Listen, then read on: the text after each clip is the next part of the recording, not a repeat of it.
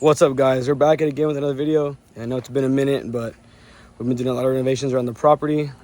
Here with my girl Cece, the banana pectinata, who is just scratching my neck. Here's Cece. But today we're gonna talk to y'all. Yeah, your nail's caught, isn't it? Yep. Gonna talk to y'all today about our Ctenosaura and go through like a little bit of a feeding video with them. But let's get into it. All right, guys, we're here with our first enclosure with our two Ctenosaura Melanosterna, the black-chested spiny-tailed iguana. This is our female. Her name is Zulu, and here's our male. His name is Ziggy. And Zulu has, whoa, hey, chill. Zulu has, let me take a picture. They don't like the camera. They're usually not this crazy, but Zulu has, you can kind of see it on her back, a very, very different pattern, very broken up, very aberrant pattern for Melanosterna that's really, really cool. And this chubby guy is just a standard, really pretty Melanosterna iguana.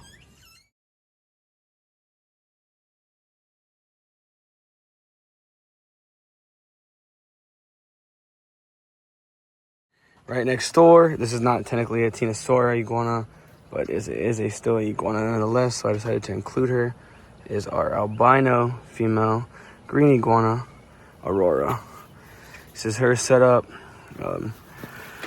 She's a little bit of a challenge sometimes because she has to be hand-fed pretty much daily. I leave food in here for her as well to munch on whenever she finds it, but she's also a super, super pretty iguana, super personable because she is blind almost, and just a really, really cool specimen animal to have. Our next enclosure is one that don't go in the, and he's going in the hole. This enclosure was originally for a carpet python, but as of right now, we have this guy in it, holding him for my good buddy that I actually traded him to, but he doesn't really have the space right now. So this is a orange tiger Ctenosaura pectinata, or otherwise known as a banana pectinata, which is a tiger phase as well. This is from Sam in Florida, San Pascucci. Hey, buddy. Hey, can I pick you up? He's not always the happiest little fellow. He's also in shed, so he's not really that pretty right now, but he is gorgeous. I'll put some B-roll of him whenever he's not in shed, so you can really see his colors pop. But yeah, so that's the reasoning for this enclosure being so heavily planted, is because it is originally for a carpet python, but I think I'm gonna make it a garage enclosure for some other species I have inside in the future. All right, guys, here's our first adult enclosure. There is hide boxes that are where these little slabs are, but I took them out just for, here's one right there, just for the purpose of the video so you can really see. Here comes my boy Gucci. This is one of the animals I traded for from my good buddy Carl at South Texas Gex. He is a Thai park line banana pectinata adult male. He thinks I have food, so he's ready to go. Here's his little girlfriend, Cece. She's absolutely gorgeous and like just the most tame pectinata I own. Over here we have, she's really shy, but that is a Florida wild type female that's also in here living with them, that I would not mind producing some Florida orange and banana crosses. And then in here as well, where are you going, buddy? Where are you going, buddy? Hold on.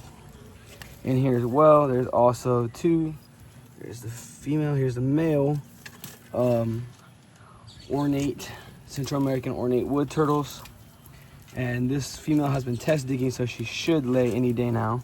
It's gonna be pretty cool, and she does. I think she actually dug over there. I'm gonna check that out after the video.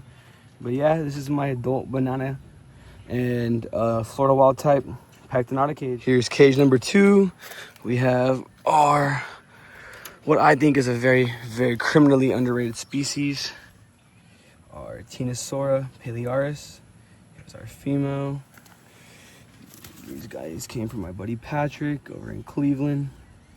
Super pretty as well. They have a cage, or a hide in their cage as well, but I took it out for the video because these guys will scatter to the hide. There's the male. He is a smoke show when he's fully colored up and has that pretty kind of greenish blue on him. Really, really love these guys. They look crazy and they're super, super underrated in my opinion. They look like a pied pectinata and a Melanosterna had a baby. But yeah, these guys don't really like being handled too much. But there he is. These guys are just absolutely like breathtaking in person. I wish the camera would pick them up as much. Oh, please don't run. They do take off and I'm super paranoid of them getting out. But they are super, super cool. They like me some days and they absolutely despise me others. It looks like today they're not absolutely having it. Hey, ooh, there he is in the sun.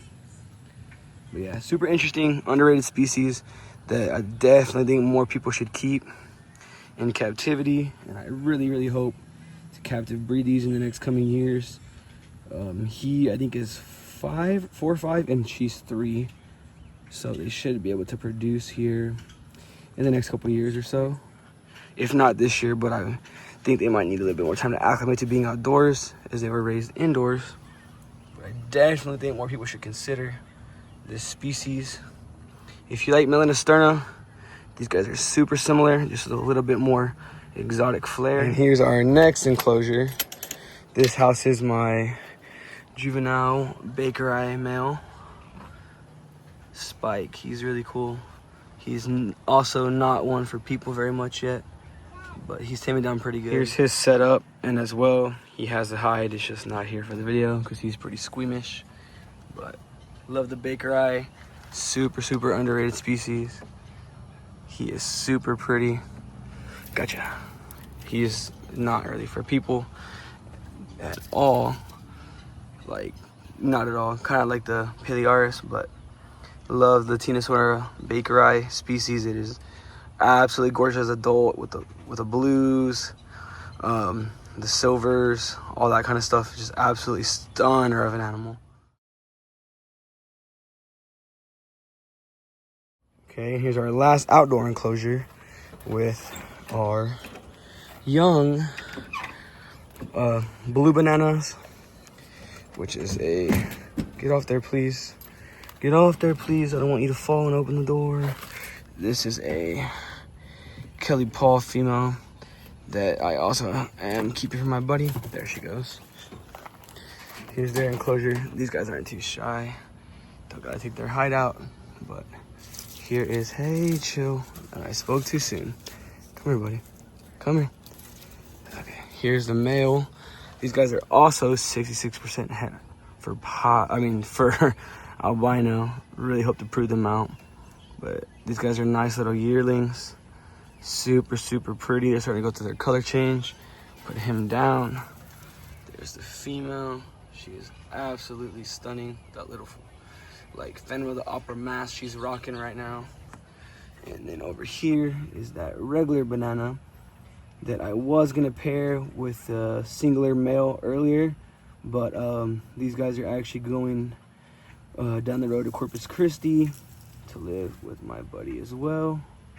But here's their enclosure. Chill, they're fighting. That girl is not very nice sometimes. Yeah, but here's their enclosure. Pardon the cords on top. I was heating some baby quail, but nice little simple enclosure made by water storage totes with a screen top.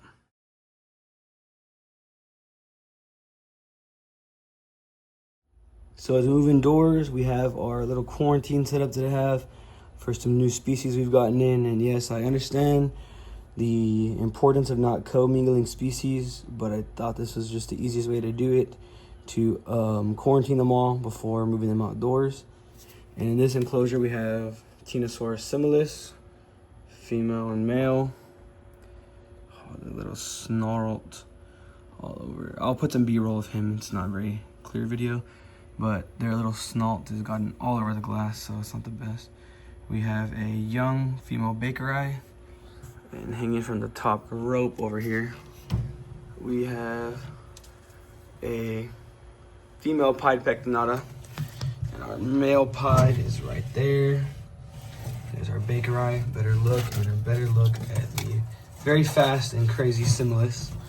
I'll put some B-roll of them up to talk about them a little bit more because I don't want to stress them out too much. Just trying to get them acclimated a little bit. Just got these guys in last week, but they're living here and it's kind of sterile-ish. I need to clean it, set up. Just trying to get them nice and ready to go for the spring season when they'll be moving outside full time. All right, guys, so here we have that male Similis from earlier. These guys are also known as the black spiny-tailed iguana.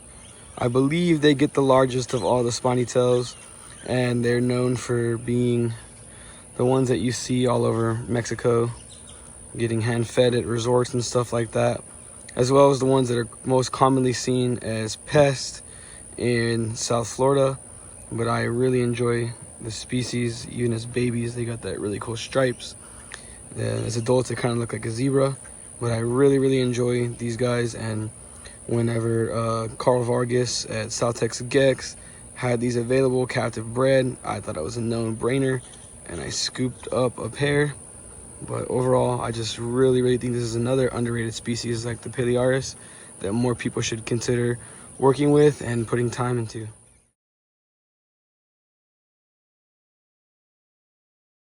All right, guys, and here is, he's got some raspberry on him.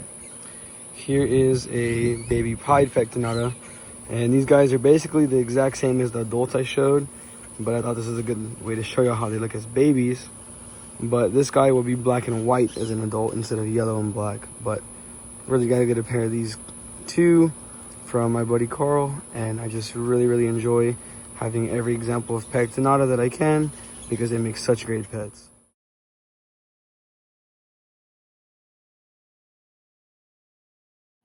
For all my nerds out there that are interested in these guys' habitats and stuff in the wild, here he goes. Okay. Just thought I'd get some kind of background info. So these guys, the pectinata, are from the western coast of Mexico, from around Baja California.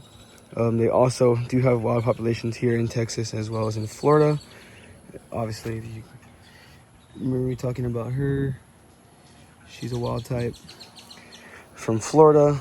But yeah, these guys have come in different naturally found color morphs, such as banana here, pied, which I'll show y'all those in a second, as well as blue, which we have a cross with a banana over there, but they haven't changed their colors yet, so they're still green. They also go through an ontogenic color change where they shift from bright green as babies to their adult colors, whether that be white and black, yellow and black, or blue and black. But this guy, he just loves people and always wants to be with me and on me. Such an awesome species. I mean, they're just as tame, if not tamer, than bearded dragons. Really love this species and this genus as a whole. So for these guys, they come from the Motaga Valley, hopefully I'm pronouncing that right, in Guatemala. A small desert valley, which is kind of different from what you would think from Guatemala, but it's a small little biome that they inhabit. Super cool. And they also are critically endangered. The iguanas, they like. Where are they found? They are found in Florida, tropical houses. And where else are they found? And they are found in what part of what American continent? in South America. South America. And where else? In Central what? In Centralization. Central America. Central America. What Paisley was trying to say is that her little buddy Aurora here, the green iguana, is found in tropical climates in southern Florida, South America, and Central America. Right, kiddo? Yes. So the Melanosterna, the black-chested spiny tail, is found in Honduras, and they're also known as the Honduran spiny tail or Honduran black-chested spiny tail. These guys, although they look very similar as adults to the Palearis, they are not found near each other in the wild, and they grew up from a very similar ancestor species, but have had convergent evolution to look very similar, although not being found in the same places. And for our last little tour, fun fact, geographical tidbit, we have the bakeri iguana, which is found on Utilia Island in, I believe, Honduras as well. And these guys are called swampers because they live in the mangrove swamps on the island, and that makes them kind of unique because most of these species I've shown you are more so terrestrial, and they live in more of a desert kind of biome. So that makes these guys really, really cool. And his girlfriend's inside, as you just saw, but they will be here as adults, I guess, in this enclosure together one day. But I really, really cannot stress how much I freaking love bakeri. Here's Paisley feeding Aurora. Don't move it, babe, let her bite it. Aurora, some, there you go. Some Tacoma stands flowers. Her favorite food. Right, Peanut? Mhm. You like her? Mhm. She your favorite? Uh-huh. Sorry, y'all, we just got ambushed by like 1,000 birds flying. All right, guys, so as far as nutrition for these guys, today it is just a straight greens day. Got some strawberries, cucumbers, spring mix, and banana all mixed up in there. I do feed them, thank you. I do feed them a ton of Rapashi grub pie on certain days, but that is not today. I try to alternate their food, and with them being omnivores, it is really, really fun to feed them because you can always offer them something different. And something that I really enjoy doing is kind of planning their menu and kind of just watching them enjoy all different types of foods. Thanks for watching. See you next time. Just wanted to tell y'all thanks for tuning in. I apologize ahead of time for any mispronounced species or countries or any incorrect facts. I just did all that off the top of my head with no prior research beforehand. But I just wanted to leave y'all with a little bit of a B-roll of redfoots eating cantaloupe.